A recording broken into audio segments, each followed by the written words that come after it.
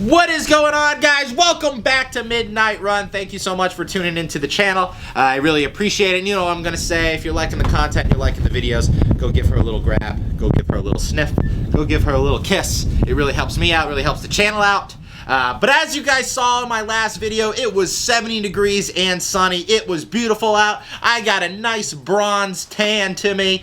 It is cut for butt season, and I said, finally, spring is here. Then Mother Nature 2 days later was like, not today, honky. Time for a massive snowstorm. Time for 20-degree weather again. And I'm like, dang it. Dang it. So my friend was like, dude, you're actually going out to the range? And I said, hell yeah, I'm going out to the range. Just quick PSA before we start this video. It is wild how quick Mother Nature can change. And I always tell everybody, I behoove you to get on out and train in not ideal conditions. Go out when it is pouring rain, when it is freezing cold, and watch what what Mother Nature will do to your equipment and will do to your shooting. It is wild. It is absolutely crazy. And you hate seeing it, but you see it. I hate it, but you see it all the time. People are so used to those ideal conditions, those 70 degrees and sunny, and then you throw them out into a situation like this, and they just freeze up. Just freeze up, turn into Mongoloid Mike. You got to put a helmet on him, you got to smack him on his butt, and then you got to put him on the short bus and send him home because they just can't hang. Don't be that guy, guys. Don't be that guy. Definitely get out there and see different elements and see how your equipment changes and yada yada yada. But that is all I gotta say about that. Today we are finally going to answer this question of the best DMR out there, the Battle of the DMRs, the shootout of my two favorite ones. And we're going to get to the bottom of it. We're going to get to the bottom of it, and we're going to talk about the pluses and minuses of both.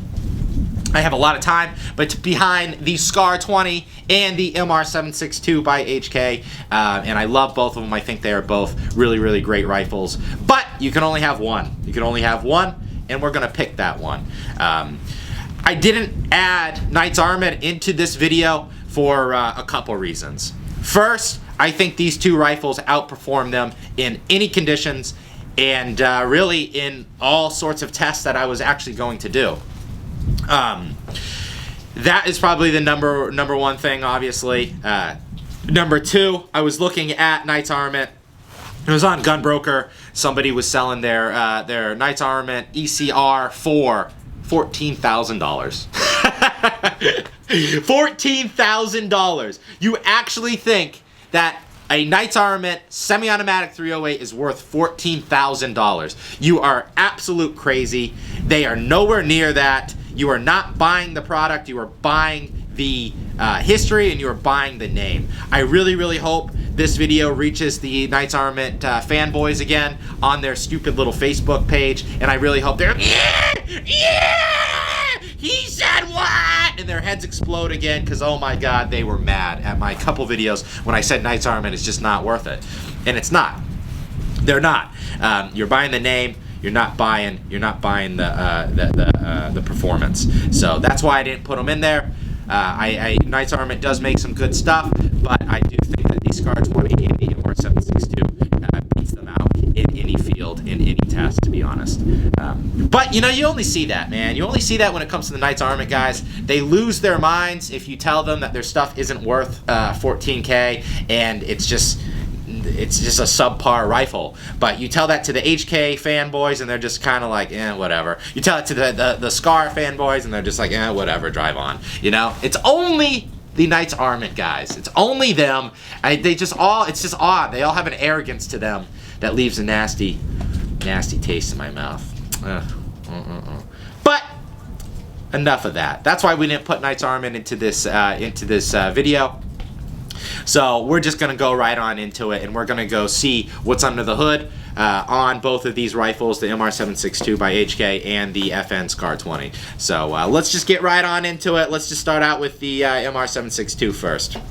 Alright, so just going from nut to butt on the good old HK MR762. I absolutely love this rifle.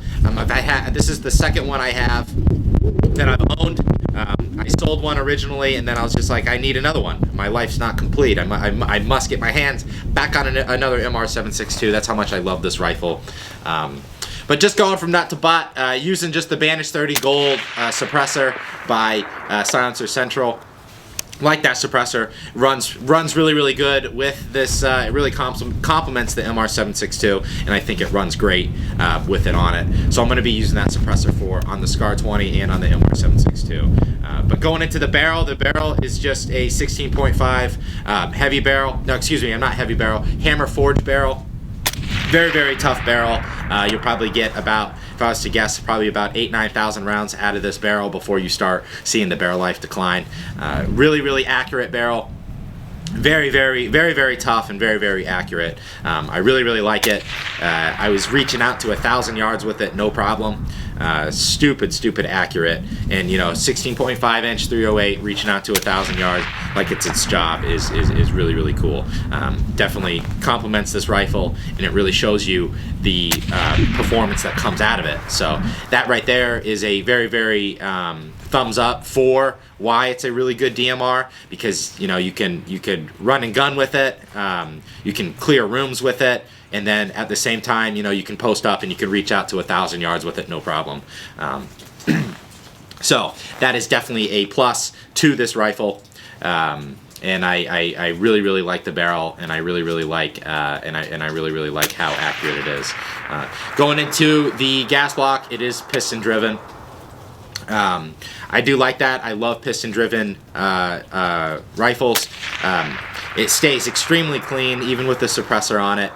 Very clean, very low maintenance. Except that's what I probably like about it most. I really don't find myself cleaning this as much as I probably should, but for the most part, it stays extremely clean, and very. And I've never had a jam or anything like that. No failures to feeds or anything like that with that piston system. I think the piston system is a lot better than just a gas-operated system.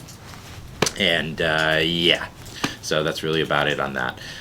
The rail, just using a an HK 417 rail. I do like M-LOK. I'm not going to go too in depth with the rail, because you can swap those out. You can have, my older one had a quad rail on it, which I like. Just a disclaimer about the M-LOK rail is naturally very light, but you also have to get those attachments for it, the Picatinny attachments, and then you got to put them on if you're going to put something onto your rifle, like a bipod or something like that. Going into the trigger is very smooth. It's really smooth. I like the trigger. It's a 2-stage trigger. Real crisp, real clean. Really like that option with the 2-stage. Really comfortable with it, and I enjoy the trigger. Going into just the stock, it's right out of the package. I mean, again, you can change the stocks around, this and that, but right out of the box, all you get is a length of pole, adjustable length of pole. You don't get a cheek rise or anything like that with it. So yeah, that's kind of it's cold. Oh my goodness, it is cold. But yeah, right out of the box, you don't get a cheek rise or anything like that, which kind of sucks. And you get all you get is a adjustable length of pole. Going into the breakdown pins, so the breakdown pins do have like these little teeny detents in them, so you need that special tool that comes with it, which I found out it comes with it. Thank you guys for the comments on my previous videos. You need that special tool that it comes with to break this down, to break the lower, or separate the lower from the upper, which is kind of a drag. I swapped them out. I swapped out the pins I swapped out the front pin with to get rid of that. I got the 417 pins, and I think that if you are going to get an MR762, you should probably swap those pins out, because it is a hassle sometimes to get them out. So I hate using that special tool to, if your rifle goes down in the field or something like that, you got to use that stupid little key and that little detent to separate them. I know the military does not use that. Their pins, they don't have that little detent in their breakdown pins, so that is a plus. But if you were going to buy an MR762, I highly recommend replacing those pins. So yeah, that's kind of the that's kind of the meat and potatoes of the MR762. I mean, there's more stuff that we can talk about with it, but that's not what this video is about. Go watch my other videos, and we go a little more in-depth into the MR762. But as for the purpose of a DMR rifle, this one is really, really great. I really, really like it. It's very light, very compact. 16.5 inch barrel, you know, you can reach any, you could, you know, clear rooms with it. You can, in any situation, this rifle would do just fine in. And it's a semi-automatic 308, so that's always a plus for your extra distance. But at the same time, that 16.5 inch barrel, you are losing some velocity with it compared to the Scar 20 with its 20 inch barrel. But still, it reaches out to 1,000, no problem. I was smacking 1,000 yards with it, and one after another. So it really does show you that 16.5 inch barrel can do it. I can't really tell you the type of impact it's going to have out at that range, if it is lethal, which I'm assuming it's going to be, but if they're wearing plates or something like that, not really sure. Don't really want to find out. But so yeah, great rifle. Really, really enjoy the MR762, and I think it's one of the best DMRs out there right now. And I think that it would whoop anybody. LMT, Knights Armament, and all those other yahoos. So HK makes a really, really good product, and I have really nothing bad to say about the MR762. So that's what we got under the hood for the MR762. Let's go check out the Scar 20. Alright, going into the Scar 20 made by FN. Again, I have a lot of time behind this thing. I absolutely love the Scar. I had a 17 prior to this, but I'm more of a long-range guy, so I upgraded to the Scar 20. I personally think that this rifle right here is the best rifle right out of the box that you can buy on the market right now. It has a lot of good features and a lot of good aftermarket parts on it that come stock with this rifle that FN did. But we'll just go from nut to butt using the Banish 30 to keep it fair. I like the Banish 30. We're just going to be using that for the suppressor. It has the 20-inch hammer forged barrel. This is a 1 in 12 twist, so that bullet's really, really cooking. It's a hammer forged barrel again, and very, very tough barrel. You'll probably get another, 8,000-9,000 rounds out of this, like the MR762, before you start seeing a barrel decline. Going into the gas block, this is pretty cool. This is one very good feature that I like about it. It has a adjustable gas block on it for suppressed or not suppressed. Again, if you've seen my prior videos, this caused some, not concerns, but caused some questions. FN says if you run a suppressor on this rifle, it voids their warranty. I'm not really sure what that means, especially given it comes stock with a suppressed gas block. I think that it's FN just kind of really covering themselves for people that put on these ghetto blasters and these solvent traps and stuff like that rifles aren't meant to have, especially something like this. So I think it's just really FN. I haven't had any problem running a suppressor on it. I've never known anybody to have any problems running a suppressor on their Scar 20, but I really do just think that that's FN covering their asses and saying, hey, we don't know what you're putting on there, we don't know what you're shooting out of there. It's not tested for that, so we're just gonna void everything if you put a suppressor on, which is pretty fair, whatever. I mean, the rail system, it's not really like a rail. These are all just attached on with some bolts, so you could take them on or off. But I like how it comes on stock with those. So it's not a complete full system like a complete quad rail. So if you want to put attachments on there, you don't have to get these Picatinny rail pieces, which is kind of cool. So that is a plus to this rifle over the MR762. The MR762, you have to buy those M-lock pieces if you're going to run an M-lock rail on it. But if you want to run a Picatinny rail, disregard everything I just said. So yeah, this is a piston-driven system, just like the MR762. Really, really like the piston-driven system. I think that it operates better, operates a lot cleaner, and it has a lot less malfunctions than a gas-operated system. I know that this has been some issues with the Scar. People don't like the reciprocating charging handle. I don't have any problem with it, especially with the Scar 20, because I'm not really putting my hand up here. It's usually back here or somewhere farther away with it from the charging handle. But FN, they did come out, their new Scars came out with non-reciprocating charging handles, which is pretty cool. If I could go back and I could choose between a reciprocating charging handle or a non-reciprocating charging handle, I would definitely go with the non-reciprocating, but that's just me. But again, it doesn't bother me. In the Scar 20 doesn't bother me. It bothered me a little more with the Scar 17. Because my hand, I felt my hand kind of coming a little closer there, and it has brushed over my fingers, and it does not feel good at all. This is ambidextrous, so the charging handle I have on the left, but if you want and you were and you wanted it on the other side, you can put the charging handle on the other side, which is a pretty cool feature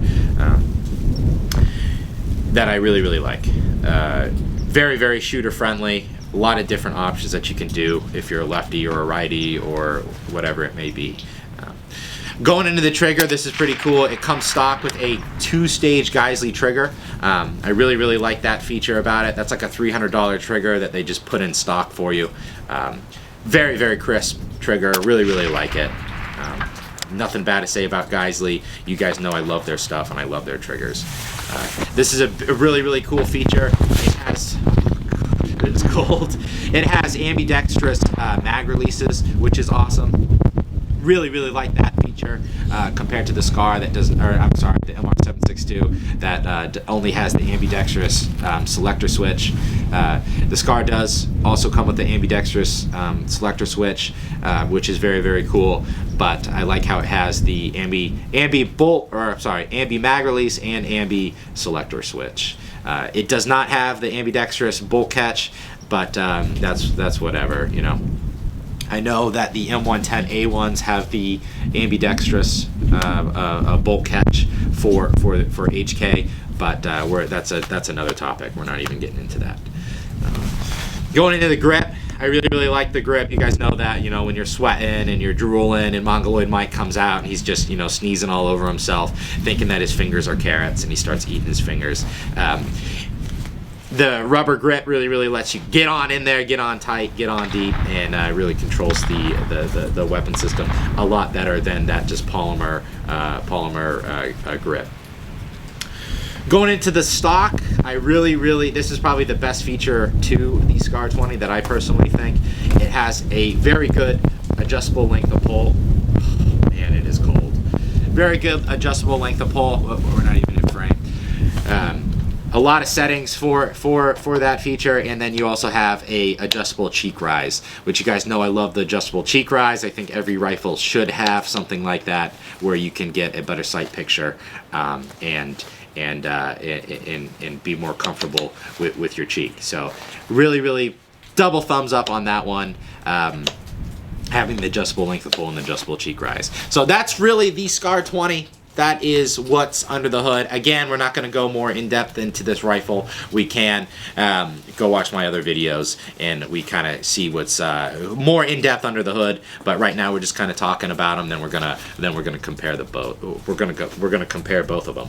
But yeah, that's the FN Scar 20, and that was the HK MR762. Now, let's get to a final decision on which one do I personally think is better. So let's go check them out. Let's make that decision. Both of these rifles are great rifles. I have nothing bad to say about either or. I really like them. I have a lot of time behind both of them. But there has to be one. There has to be one best DMR. Oh my God. Oh my Lord. Holy shit, that was close.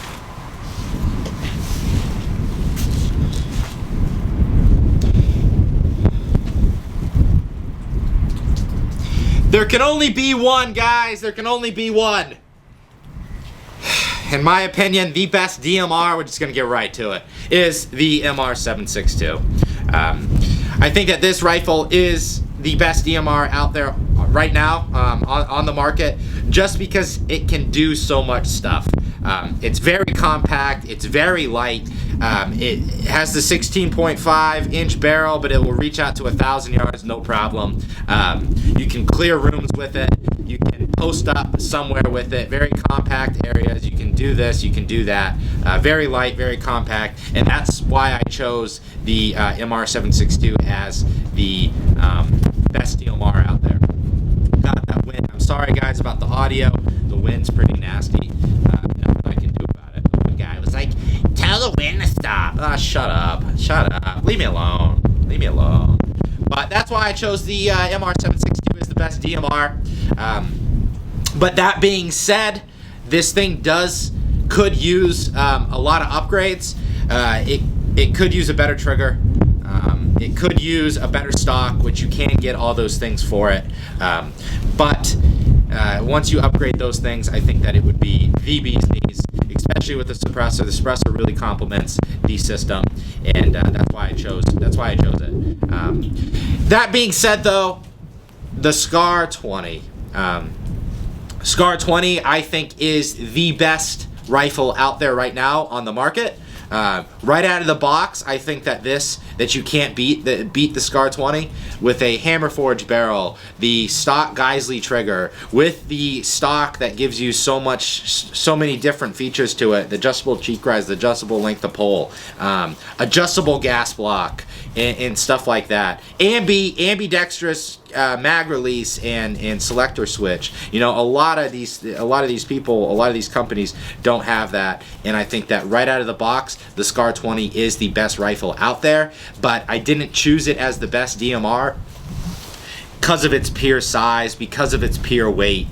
You know, with a suppressor on it, this thing's big. It's a big rifle. It's pretty heavy, but its weight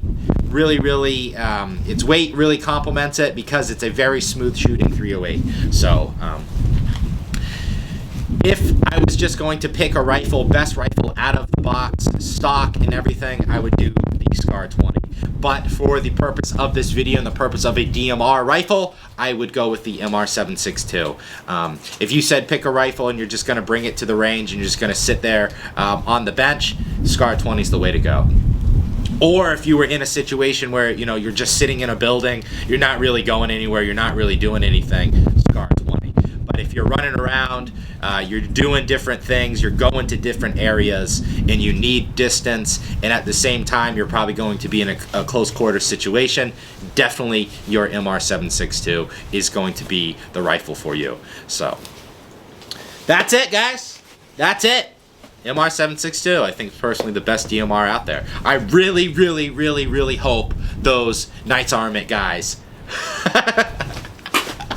I really hope those guys comment, and I really hope this video gets back to their Facebook channel, and I really hope that they have a brain aneurysm and they freak out like they did on my other ones. I look forward to it. I look forward to it. Leave it in the comment section if you guys disagree with me. I want to hear what you guys have to say. If you agree with me or disagree with me, you know. So yeah, that is that. MR762, you get the trophy. You're the one to beat. So thank you guys again for tuning into the channel. It is freezing cold. I gotta go. My hard nipples. I'm surprised my nipples haven't shot through my jacket yet. It's so cold out here. But get used to the climates, get used to Mother Nature in all sorts of situations. But thank you guys again for tuning in. Really appreciate it. Just a quick PSA. God bless America. God bless the Constitution. We live in the freest country on earth, and we live in the best country on earth. Ain't nobody beat us. I don't care who you are. I don't care where you've been. I don't care your history. The United States of America, greatest country on the planet, always will be. So God bless America. God bless the Constitution. I love you guys, and I'll see you guys back on out there later.